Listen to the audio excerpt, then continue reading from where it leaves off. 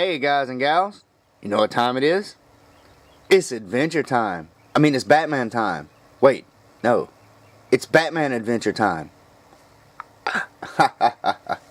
What's up everybody? Scott X1307.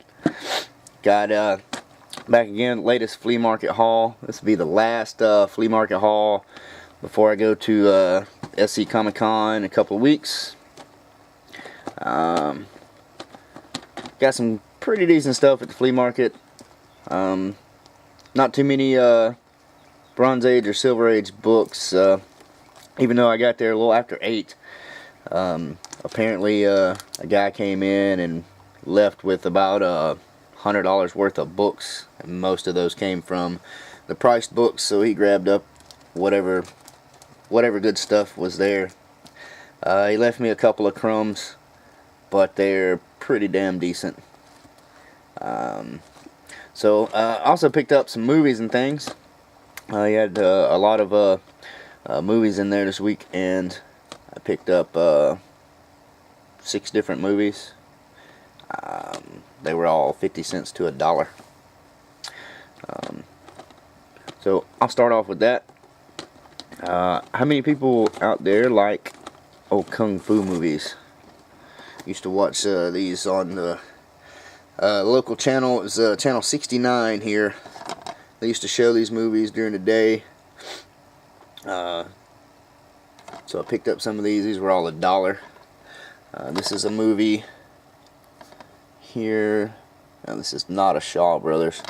This is called this is a Shaw Brothers. This is called Killer Clans. Looks pretty good. Just like these old kung fu movies for the fighting and all. They're pretty the dialogue translated to English is sometimes pretty silly, but some really good fight scenes. So I picked that up. Another Shaw Brothers film. The Shaw Brothers were they produced and directed a lot of these the movies from. Okay. Always a phone call when you go to do a video, right? Anyway, they produced and directed a lot of the old kung fu movies coming out of China. Here's another one called Return of Bastard Swordsman.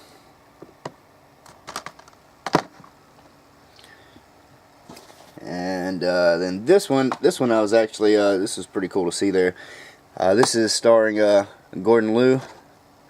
Many of you might recognize him as the old man in Kill Bill, the one that trains the bride. He's got the long beard. This is him as a young man. He was a big star back then. And this one, I watched, this is actually pretty good. Story in this one isn't too bad either. He gets he has a prearranged marriage with a Japanese woman. You can see here, and they begin comparing their fighting techniques. She's saying that karate is better than kung fu, and of course Gordon Liu's character is showing her how kung fu is actually better. But it starts a big feud with some warriors from Japan, and they come to kind of prove their point, and of course he has to defeat them all one by one, and it's pretty good though. Really good fighting. Then I picked up, these are fairly newer, early 2000s. This movie here is just a great funny kung fu movie, Kung Fu Hustle. The tagline gets it perfect. Think Kill Bill meets Looney Tunes. And that's about right. But if you haven't seen this and you like fight movies, kung fu movies, I would recommend picking this up. Really good action. It's actually a pretty good story too, and it's a lot of silliness too. It's kind of a little bit of everything. And then the next movie I picked up, this is from about 2005 or so, and for a few years there were a lot of good movies coming out of China. Hero. And this is another one, House of Flying Daggers. It's from the director and of Hero and some of the same stars. This is a really good story. This is like one of those big Chinese epics, really well produced, good acting, excellent fighting. If you like these kind of movies and you haven't seen this, this is one I definitely recommend picking up. And then lastly, I saw this in a box sitting there, and yeah, it's on VHS, but this movie deserved a good home. And I'm ashamed to admit, though I've seen this movie probably 100 times, I did not own it. There's Clerks. Clerks, the original, on VHS. Kevin Smith's first movie. Yeah, if you haven't seen that, I don't know what to say. It's funny as hell. Alright, then on to comic books. Went through the quarter books, picked up a few things.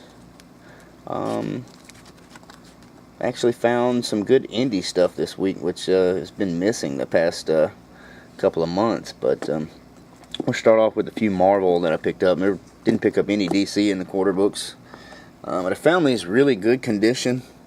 It's Dune, the movie adaptation from Marvel, a 3-issue limited series. These things are in really, really great shape. Especially this white cover, not bagged and boarded, still nice and white.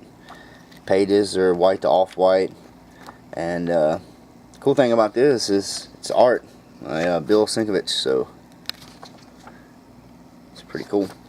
And yeah, they've got a little date stamp. All of them have this little price stamp on the top. It doesn't bother me, because other than that, it's they're still in very fine condition, I think. There's issue number 2. And issue number 3. And again, you see with this black cover here, it's still nice. No fading, no rubbing. Very surprised. Of course, this will be the final issue. I found some cool Fantastic Four issues in the John Byrne run, issue number 259 and 260, and those are both in probably VF shape as well. And then I grabbed this awesome Sam Keith cover, Marvel Comics Presents 101. It's got Ghost Rider and Doctor Strange. And then on the flip side is Nightcrawler and Wolverine, both covers by Sam Keith. Very awesome. One of my favorite artists. Loved his work on Wolverine, Marvel Comics Presents, and the Max.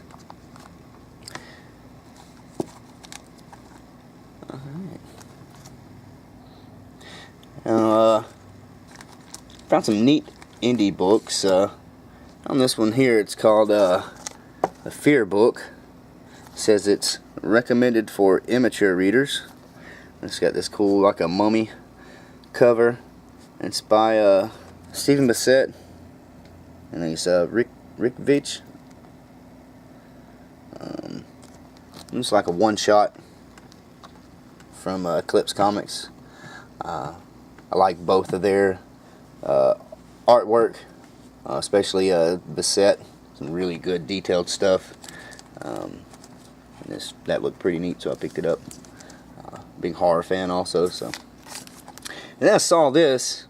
I did not know that this existed. Dinosaurs Attack from Eclipse Comics. It was a 3-issue miniseries, and apparently this is what I think IDW re-released. I thought the IDW series was the first one, but I saw this in there. So, and it's the same interior art and everything. It's pencils by Herb Trimpe, and painted portions by Phil Norum. So really good stuff. Remember these cards when I was a kid? I'm not sure exactly when they came out, but my mom found about 10 packs of them somewhere, and Brought them home. Pretty gruesome for a kid's card set. Very much like the Mars Attack series from the 50s, 60s. And then this was really cool. Some early John Byrne stuff from Fantagraphics. It's Doomsday Squad.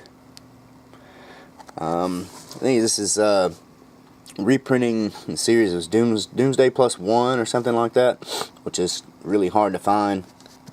These they kind of re-released the series, and they also had backup stories. This one's got a Dalgota backup story. And I was able to find like the first 5 issues. I'm not sure how long this ran. I need to look that up.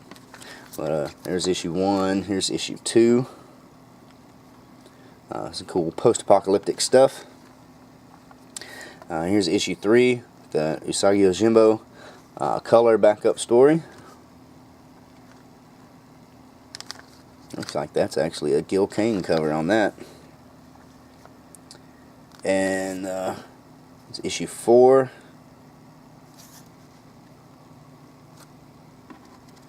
And issue 5. It also looks like a Gil Kane cover. Awesome. And last of the quarter books, of course, 5 for $1. The Mask, number 1 of 4 from Dark Horse. I thought this was really cool to find. Don't see a lot of the Mask out and about anymore, so definitely pick that up.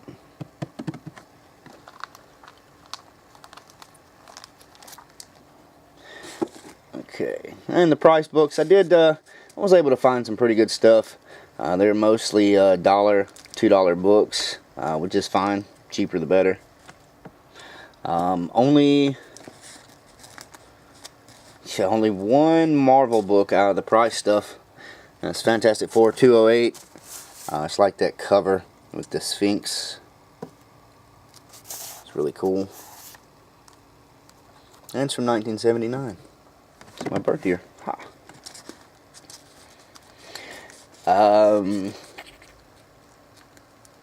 Next, and this, of all the stuff I found other than kind of the last priced book, this was, I don't know, I was kind of excited to see these. I've never seen these out.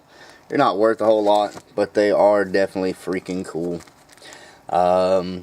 Huge fan of this character when I was a kid. I used to watch a TV show that she hosted on, I think it was Saturday nights in my area. When they aired it, a lot of old cheesy B horror movies, sci-fi movies, and things. But it's Elvira's House of Mystery, issue number 1 here. It's a Brian Boland cover, actually. It's just awesome stuff. I think Elvira was the first crush I ever had on, when I was like 5 or 6, 7 years old. I probably shouldn't have said that. Here's issue number 2. And that cover is, it's got a little rubbing on it, but still. He had the 3 issues. There's issue number 3. Looks like a Dennis Cowan cover. That cover's pretty cool as well. It's in pretty good shape. It's got a little bit of rubbing here, but not bad. Just a little black mark there. And he also had this Elvira's Haunted Holiday Special. And she's with Santa Claus. Certainly looks like he's enjoying that. And that's it. Those are from, well, it's around 87. There's Watchmen. And I just thought that was really cool to find. Like I said, they're not worth a whole lot. Probably worth about $1, but it's freaking Elvira. And that's the first time I've seen those out. So definitely had to grab those. Kind of wish they'd bring her show back. I love those old B horror movies and sci-fi movies. I've heard about this issue, and seems like it'll be an interesting read. It's Roy Thomas, but it's a DC Special, Last Days of the Justice Society. 68 pages, no ads. Had it for $2. This is in VF condition. No major damage to it. Couple little spine ticks. Pages are a little off-white, but other than that, it's in pretty great shape. There's another DC Special I picked up. This has got a nice Mike Mignola cover. It's like Barry Kitson interior art, and I think Barry Kitson probably one of the more underrated artists. Again, this is in really good shape, except for some spine ticks. And this is the Batgirl Special. Cool cover, busting through the window. I had this some time ago.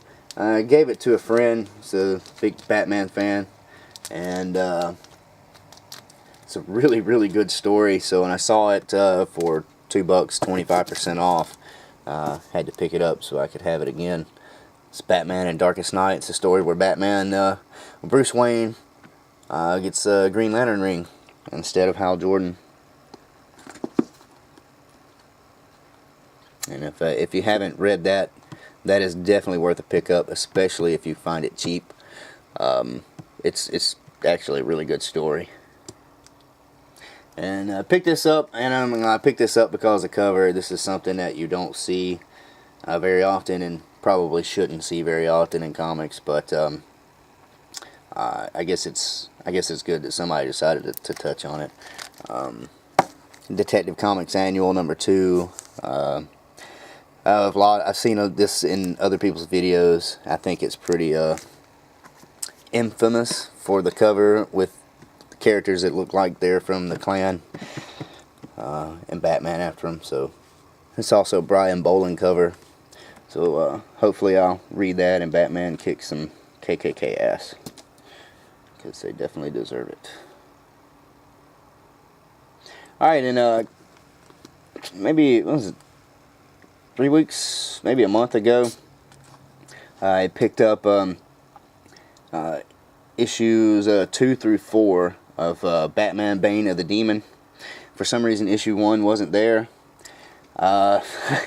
This week you had the full 4 issues set there, and I hated to do it, but I only needed issue 1, and I really hate doing that and breaking up a set. But like I said, I already had the last 3 issues. I only needed the #1, so I picked that up to complete that set. And that's pretty cool. Alright, last 2 issues. These are the big issues here. Not super expensive. You know me, I don't buy super expensive books. I think the most expensive book I bought at Flea Market was $15. And then at 25% off, that really makes it like $11 and something. And that's still usually a little more than I pay. But I picked this up. Hawk and Dove #5. It's Gil Kane art. And that's the main reason I picked it up. That, and it's got this nice black background cover that I can't see really any damage to. It's a couple of spine ticks here that barely break the color. Not bad. And that's really hard to find, that black background on a 12-cent cover DC comic. That's still nice and dark. And then the last priced book, I got a couple of things after this, but this is the last priced book, and I was really happy to find this and working on this series. And this book is in really great shape, probably VF minus maybe. It's off-white, maybe cream pages, but I don't mind. Everything, all the artwork inside is still nice and bright. And New Gods #4, and like I said, it's in really great shape. I was happy to find that for cheap. Okay, and that was all the price books. There was another box of stuff that he had kind of behind the counter, and it was everything inside of it. You know, the first few things on top were kind of flipped over, so you could only see the back cover, and well, you'll see why. Even some of those you couldn't show the back cover either.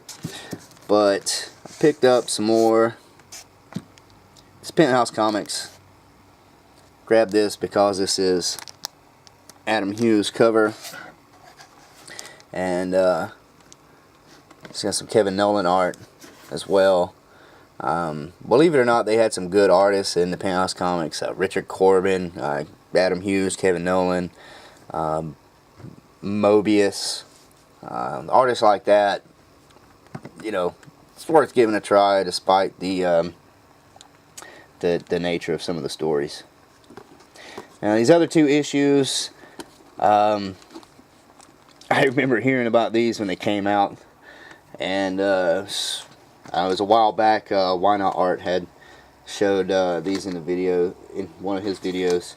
It's probably the only issues of Penthouse Comics that are really worth anything. And we got issue number 7, and this is actually the comic size, as you can see, smaller than the magazine, but this has got the I Am Not Batman story by Mobius. And this character here, who is definitely not Batman, or Batgirl, or Batwoman. And also issue 18. Let's see. It says, "Do not think for a second that this is Batgirl."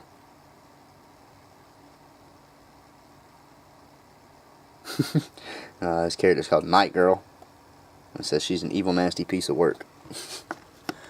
I picked those up. Nice covers, good painted art. Like I said, that's just pretty cool. I can't really show any of the interior. Well, that's not too bad. But yeah. I know, it's Penthouse. But the art, just look at the art.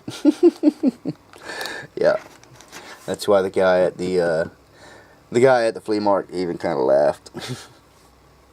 But that was pretty cool. You know, I got, like, they were 50 cents a piece, so it was $1.50 for all three. And I had picked up like the first 4 issues or so. Excuse me, this is issue number 2, not issue 5. That was the only one missing out of the set they had before. So now I have like the first 5 issues of that. Here are the ones I picked up before. Yep, 1, 3, 4, and 5 I had picked up at one time. And that's Frank Frazetta cover. Yeah. So these I picked up a while back, and now can add that issue number 2 to have the first 5 issues of that, and that's pretty cool. So that's it, everybody. I didn't pick up a whole lot, saving money for the con, and so won't be going back to the flea market till after then. So that's it. Like always, everybody, thanks for watching. I really appreciate it, and thanks for all the comments on the videos. You guys are freaking awesome. And that's it. So I've got to go. Y'all have a good one, and we'll see you after the SC Comic Con. So till then, take care and keep reading those books, y'all. Later.